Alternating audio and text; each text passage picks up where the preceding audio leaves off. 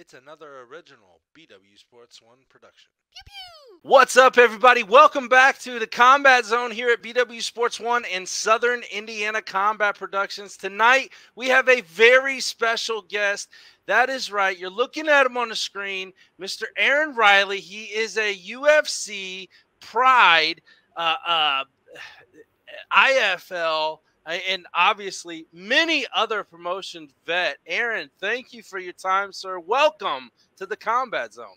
Hey, thanks for having me on here, Dan. I appreciate it. Not a problem at all, sir. Just to kind of talk about a little bit, obviously you are well known in the combat sport world, but some may not kind of, let's talk of it, face of it. You and I are a little bit seasoned per se. There's a lot of young blood out there in the world today in the combat sports realm. So kind of fill everybody in a little bit of your journey through combat sports. Wow, man, that goes back to the beginning.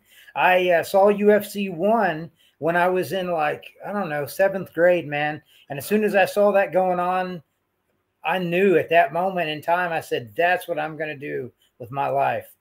And man, through a lot of blessing in my life, I was able to do just that. I was lucky because, in that time back in, we're talking like kind of pre-internet days almost, man. This was way back when.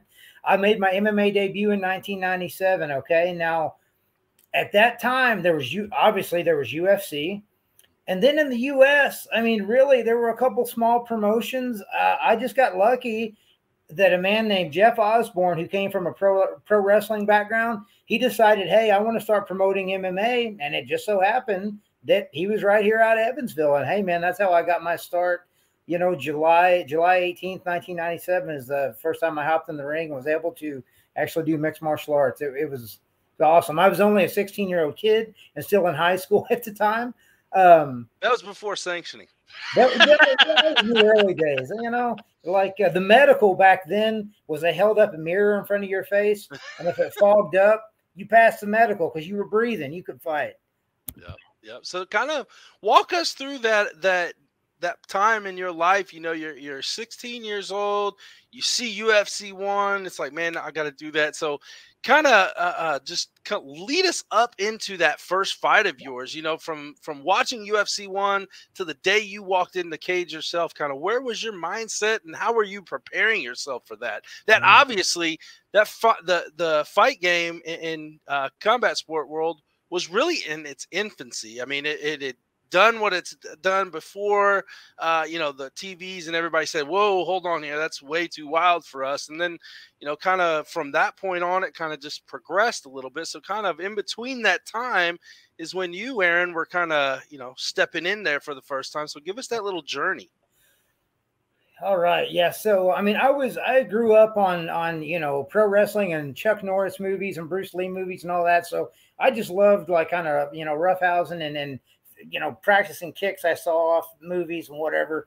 But I finally kind of got to start training martial arts a little bit. I got a background. I started training in judo earlier on. I was pretty young, about 12 or 13. And I started seeing ads in Black Belt magazine. I know that's an old school years ago. But started seeing ads for this full contact, no holds barred, no rules. It was like the movie Bloodsport, man. That was the movie back then. I was like, oh my gosh, this is going to be like a real life movie, like Bloodsport tournament. I got to see this.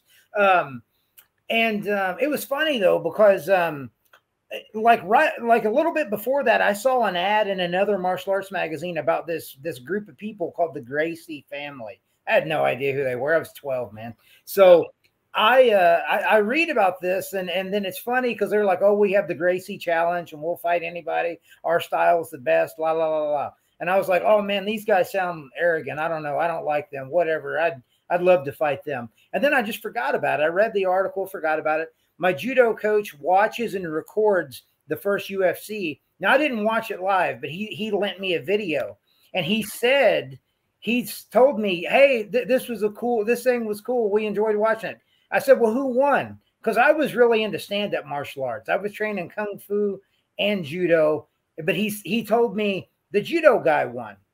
And I was like, okay, well, I wanted the stand-up fighter to win because I like stand-up fighting more. But when he told me the judo guy won, I was like, well, that's cool. One of my styles won in UFC. Took the video home, watched it, and saw not only did judo not win, it was that family of people who I thought were arrogant. And I was like, oh my gosh, I'm going to get in that tournament and I'm going to fight those guys and beat them. That was a lot of people watched the UFC 1 and they're big, they were like enthralled with Hoist and the technique. Dude, I just wanted to fight him and beat him up. So it was the opposite of a lot of other people. Yeah. So, I mean, would you say that kind of watching the Gracies and what they were bringing into the sport, obviously it was something that was really not seen before then. Was that something that kind of escalated, what you wanted to do in the sport? Not only, see what you could do against them, but kind of take what they have and add it to your own, your own styles. Oh, definitely. Yeah, no, I realized that I needed to learn. I mean, I was already like exposed to grappling, so I knew about the arm bars and the chokes, but then I kind of was able to start training Brazilian Jiu-Jitsu here in Evansville. I was living, about an hour down the road. I was able to convince a buddy of mine to drive me back and forth before I even had my license. So big thanks to Derek for getting me down here to get me started with jiu-jitsu. But yeah, it definitely, the Gracies were pioneers and groundbreaking in that they revealed how important ground fighting was. I mean, you got to have it. You got to have it. And, but I just always knew, I was like, look, I feel like that if you can't take the guy down, if you develop a good takedown defense, so I kind of threw myself in, to everything. I was doing judo and kung fu, like I said, but then I started kickboxing because there was no like kung fu tournaments. It's not really that type of martial art. Right. Exactly. So I kind of like, due to a lack of kung fu, I was like, well, I got to start doing something. A friend of mine said, hey, here's a kickboxing tournament. So we entered that, and we just kind of, I was doing that. I was grappling. I picked up, then UFC 10 hits. Dan Severn was very successful with wrestling, UFC 4. Then Coleman comes out in UFC 10, and he's smashing people. And, high school wrestling, you don't have to pay money to be instructed. I was like, hey, here's a whole martial art I can learn for free. So I started wrestling at the high school so I could develop my wrestling skills and get a better sprawl and be able to keep my feet. So I was just kind of training a little bit of everything. Then the Hook and Shoot organization, I hear about it. There's a kid at school that was like crazy about pro wrestling. And then he was like, hey, man, I saw like an MMA show over the weekend. He brought me the program of Hook and Shoot. And I started recognizing some of the names. I'm like, hey, some of these guys were actually in UFC and they were on the first Hook and Shoot. I was like, man, I kind of got to get it linked up with this promotion. This would be a great way for me to kind of get into the sport. So that's how I became aware of it. Was just just a random guy at school that had gone and watched it, brought me a program. And I was like, hey, man, I'm going to get in this and I'm going to get my feet wet and I'm going to get in UFC someday. And man, I'll be doggone if that's not the way they ended up getting to UFC finally in 2002. Yeah, well, I mean, you look down the list of your opponents, win or loss, it doesn't matter. You fought, I mean, damn near obviously everybody and anything that they put in front of you, whether it be on regional action or all the way up to UFC, Pride. I'm a big fan of Pride fighting. I loved Pride. I wish that some of those rules could be brought into, mixed martial arts nowadays. Probably sanctioning bodies probably don't like some of the stuff, obviously, the head stomping and stuff like that. We all know, we try to obviously make it as safe as possible for all the fighters out there because, you guys are the ones that's putting the show on for all the fans and the promotion and everything. Kind of going back to, what Jeff started here in Indiana, the Evansville area, everybody knew Jeff Osborne, Hook and Shoot. What did it mean to a guy like you who got his start in the Evansville area in mixed martial arts by Jeff and Hook and Shoot, hearing about this newer promotion coming back and trying to, revitalize the scene in Evansville, in the tri-state area down there with mixed martial arts. Not to take anything obviously away from Jeff, because Jeff did what he did, and he did it very well and for a very long time, but kind of add to and progress from what he kind of laid down for us.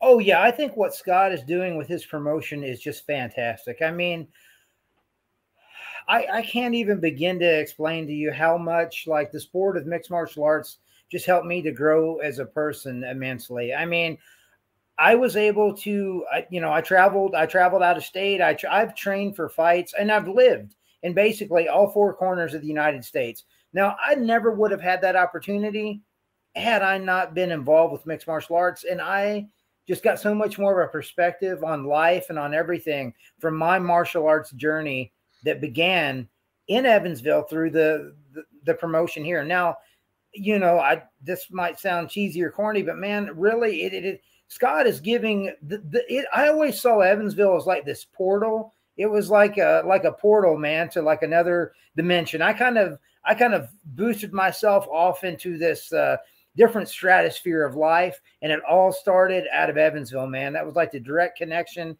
to all of it. And Scott Arnold is providing the same way for these young fighters to get an opportunity and a platform to get out there and show what they have.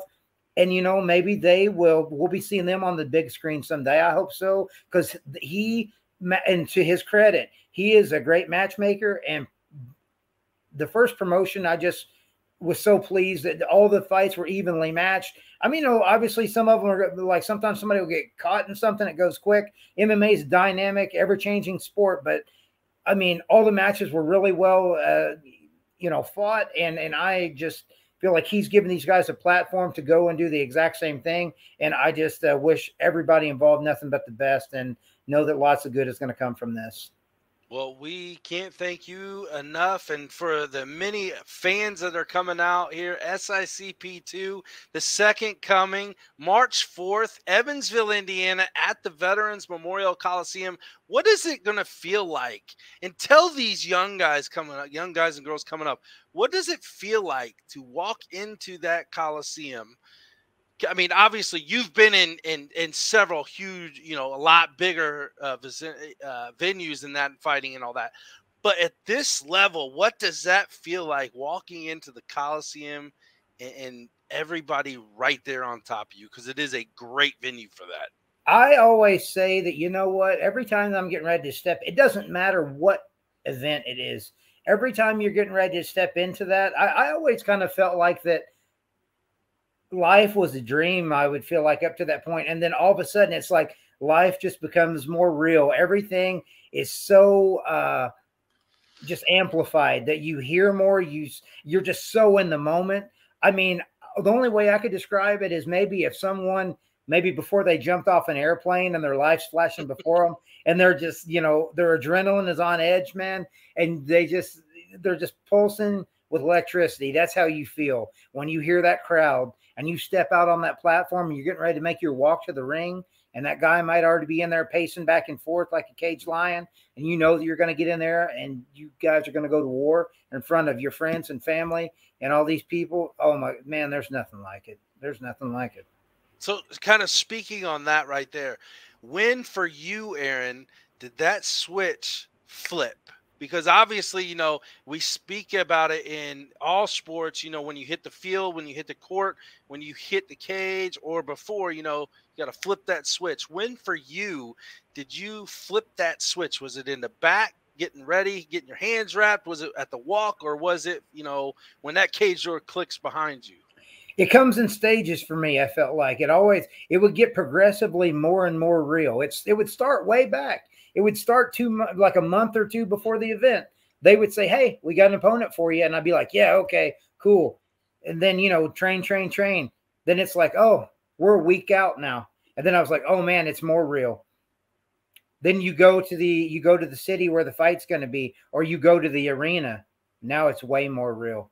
Mm-hmm. When you're backstage and they say, "Okay, you're up."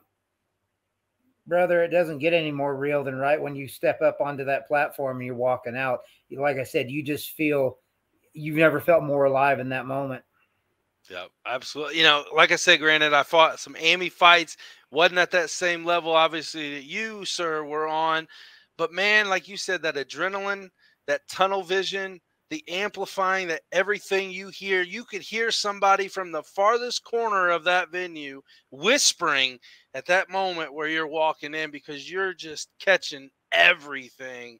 And at the same time, you're blocking it out Yeah. because I don't care about that. You know, like you said, we don't care about what's going on in being talked about outside that cage. But when you step in that cage and you hear that door shut and that ref brings you guys in the middle or, you know, points and are you guys ready? Boom, it's a done deal. Now, as a fan of the sport, where do you think your excitement and enthusiasm comes from? Is it once you get that flyer out, it's like, ooh, there's a fight, or is it kind of like progressing? You see the flyer, it's like, all right, you know, cool, and then you're hearing interviews from the fighters, you're seeing more promotion being put on, and then you obviously are weigh-ins, and then the fight. You know, as a fan, what do you see coming from inside the cage to sitting outside?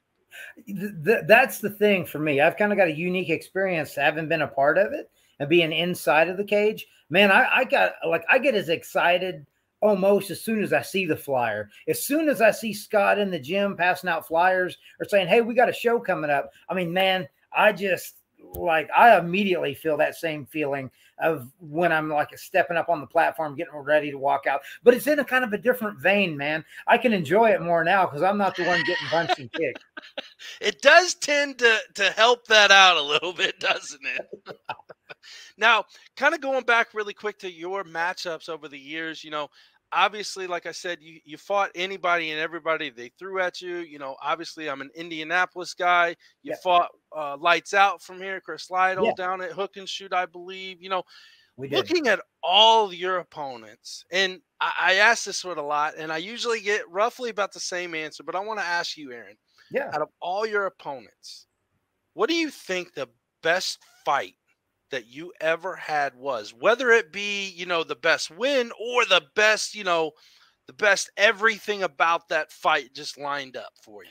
It's kind of a tie in a certain way. It's probably debut in UFC against Robbie Lawler, UFC 37. I mean, this is like back in the Stone Age, of like when the Egyptian pyramids were getting built. At this point, it feels like. But UFC 37 against Lawler and Pride number 7, Pride Bushido Volume 7, when I fought Michihiro Omagawa. Those two fights were two that I was pretty proud of. Now, UFC 91 against George Gurgel, one fight of the night, had a tremendous experience that night. That was fantastic too. But man, just having such a great reception and such an awesome fight that everyone loved, even though it was a losing effort against Robbie Lawler, UFC 37.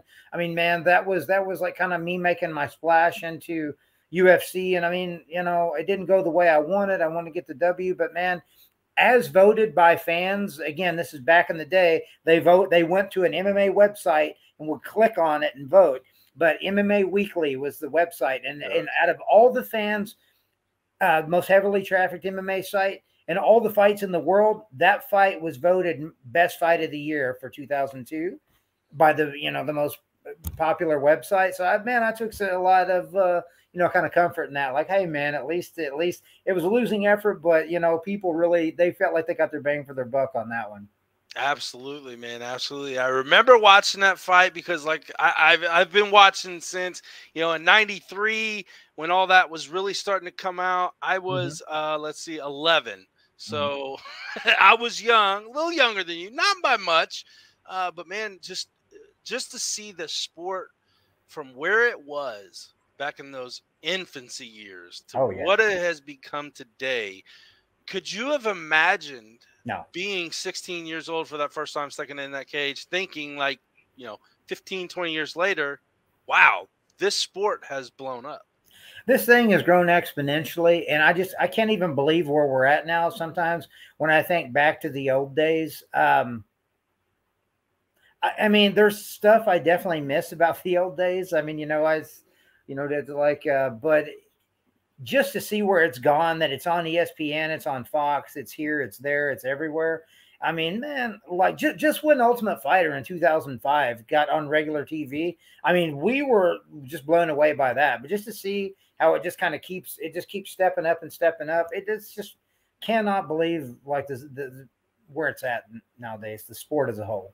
Absolutely. Absolutely. And I want to backtrack really quick because I asked you about, the best fight that you had. Out of all those years, man, what's the one that sticks out to you? Like, just something about maybe training camp wasn't right. The fight didn't end up right. You may have got the win, but something just wasn't feeling right. What was it for you? Well, it's kind of funny that you ask it because, like, actually, oh man, I felt like, yeah, like there's been a handful, but actually, the like when Lido and I matched up, that one was like, it was weird because it happened so late in our career. We're both kind of Indiana guys. Yeah. It would seem like it would happen way sooner. For whatever reason, man, I was like, I think I just had this impression about Chris being like a superb grappler because he is, but I mean, he was in Pancras and I guess I just didn't. He really caught me off guard, man. He landed some good punches and kind of rocked me because I didn't expect that from him. And it was just kind of a too little too late thing, man. He kind of clipped me a little bit. I was like, oh, wow. So, I mean, man, I hate the way that like, because I had like a big turnout that night. And right. Man, it just was not my night. But man, Chris is a super tough guy. And he fought Lawler as well and gave him, a tremendous fight. So, yeah. I mean, like, that's one where I'm like, man, that's tough. I wish I could have had a better outing. But, that's just the way the ball bounces sometimes. And then, I really felt like that, like when I matched up against Eddie Alvarez, I kind of felt like that I could have given a little bit better for myself in that one. I wish there were some things where couple, whatever, no excuses for how it went. It just, Eddie's a tremendous competitor. So it just, it went how it went. But those are two where I'm like, man, dude, I would love to kind of maybe like, I don't know, just had a chance to redo that or something. I was like, they did not go how I wanted. Yeah, well, like you said, it bounces that way sometimes, and it's not just for one fighter out there. Young guys and girls, listen, this is going to happen to you at least one time in your career. It's just not going to feel right. I mean, This guy right here, you're on this side of me. This guy right here, I mean, knows obviously 30 wins, 14 losses and 1 draw, I believe, something like that. One no contest. Yeah, one of those should have been one of those losses should have been a no contest. I'm still bitter about that because it was against Shane Nelson, and then we didn't get it overturned with the commission and whatever. But yeah, man, lots of fights, 45 pro fights. So, are you ready to get back in there now? I tell you what, man, nothing gets like my juices flowing more than watching it and just being involved with it. But man, my time of doing that's over. I might still step out on the mat and do some grappling, but I'm trying to, I'm trying out for a part in Tombstone too. So, I can't be getting cracked in the face anymore. That's going to jeopardize my acting career. Fair enough, man. Fair enough. I do like what you got going right there, man. I like the handlebars. It's good. It's a very good look for you, Aaron. There you go. Thank you. SICP2, the second coming, Scott Arnold, awesome promoter. I'm so glad and appreciative of being part of this promotion. Southern Indiana Combat Productions. Everybody go check them out. March 4th, Evansville, Indiana, Veterans Memorial Coliseum. Before I let you go, we mentioned it before we hit record. You got to go through rapid knockout with me. I know, and this is what's making me more nervous than even going in for a fight. I'm telling you. Hey, this is usually the best part of every interview that I do. 3 questions, has absolutely nothing to do with the fight scene. Are you ready, brother? I'm going to have to be because it's coming whether I'm ready or not. All right, here we go. Question number 1, favorite food?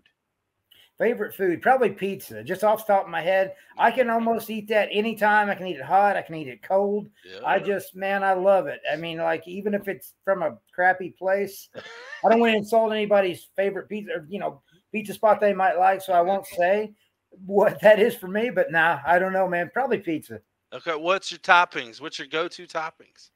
Probably either pepperoni or pepperoni and sausage or just all meats. I mean, I'm usually that's the way I'm going to go. That's how we usually do. I mean, I've gained a little bit of weight since my fighting days, so I totally understand.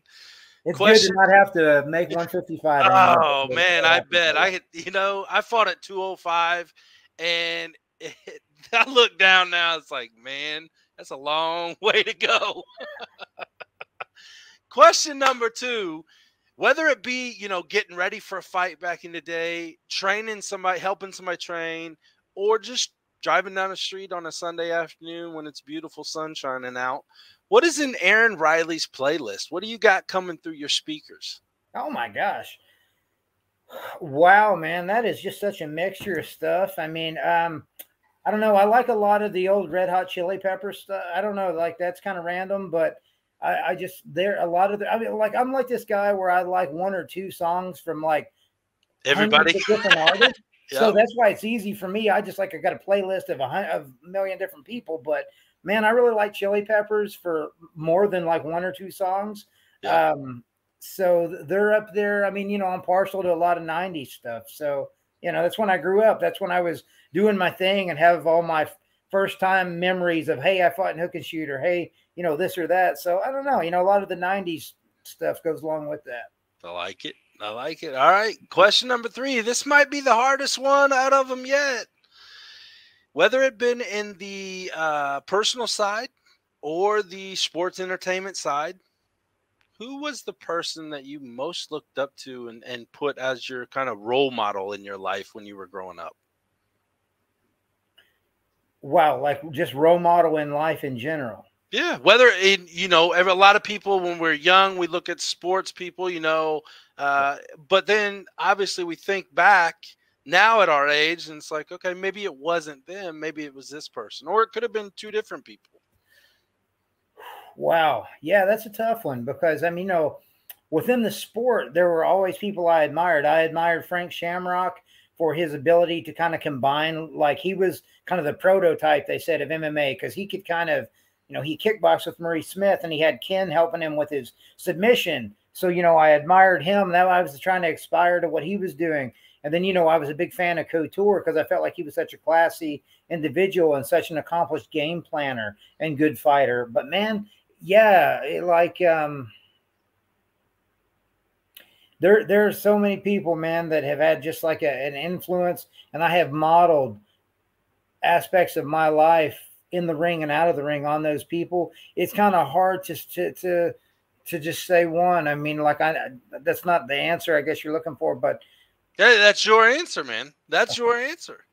I mean, it could be so if you take a piece of this person and mold it with this person and put in the head of this person, kind of give us a little handful of people that you think you would mold together as the iconic role model in your life. The role model Frankenstein here. Let's see. Wow, man. I respect people that they just they go after things and they don't make excuses. I mean, there's so many people in the fight world that do that. And I also just respect people that are good people outside of the ring. I mean, I've been fortunate that I've been able to meet a lot of those people throughout my career. Guys that there's a good friend of mine who's a lawyer. Well, he was a prosecutor. Now he's a judge, and he's actually working towards. He's interviewing to be a federal prosecutor, like as we speak right now in Texas. I mean, that's a guy that I really respect because that gentleman is. He's just a good family man, and he is so committed to doing the right thing in his work that I just always respect people, like I said, in the cage or out of the cage, that are always, have integrity, and they're just always, just striving hard to be the best version of themselves that they can be. I like it, man. Hey, Aaron, you said one word that I think a lot of our world nowadays is missing, and that is integrity. I could only hope that I have taught my 2 kids what integrity is, what it means, and how it should be modeled in their daily life. And I hope to God that, you know, one day they can answer this question and say, you know what, my dad, because he taught me integrity, right from wrong, and morals. I mean, there's a lot of things missing in the world nowadays that we growing up learned, understood, and carry on through our lives now.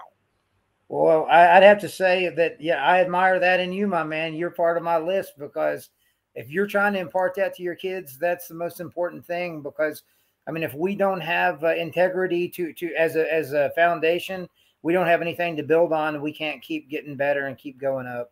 So we have to have that in our training. We have to have that in the ring. We got to have that outside the ring, so we can just continue to progress and exist as a society. Absolutely, brother. I cannot wait to meet you in person. Are you going to be at the weigh-ins March 3rd? Yeah, I'm hoping to be out there. I'm planning to be out there. That's, yeah, for sure. All right. I can't wait to meet you then in person. Now, right before we go, I know, yeah, usually this is the time I give the fighters, you know, time to shout out their sponsors and all that. But for you, sir, I want to give you the floor to leave us with maybe a little knowledge from Aaron Riley, a little, you know, pep talk type thing, whatever you would like, sir. The floor is yours. Well, as far as like, I definitely got to put in a good word for nice guy submission fighting, because I mean, I go in there and help those guys, and they help me. I mean, it's a great symbiotic relationship, man. We go in there, and you know, I try to give back a little bit of the experience that I've gained over the years, and then those young bucks, you know, try to beat me up and try to choke me and crank my arm and everything else. You know, I don't but think it's Bobby's awesome. young. What's I don't that? think Bobby's young. Oh, I'm not. I'm yeah. Well, Bobby will agree with me that he's not, but I mean, yeah, no, I'm talking about I'm talking about our guys that we have coming up that's going to be competing on this card.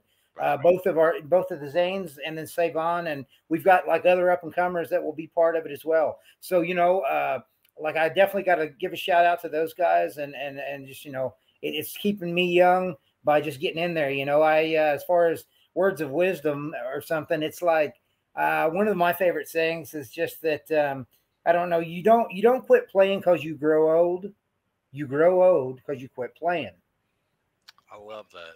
So, hey, man, they're keeping me young and going out, getting in the gym and getting after it all the time. So, you know, I definitely got to give them you know, some props. And then, you know, Scott, for just, like I said, giving these guys a platform to get out there and show what they've got going on and what they've been working on. And just want to thank you for giving me a chance to kind of get on here and yak and say some stuff for a little bit. So absolutely, man. Anytime we might have to redo another one down the road, and I can't wait to do it, man. Aaron, I love the time that I've been able to spend with you, and I look forward to many more opportunities to kind of get together.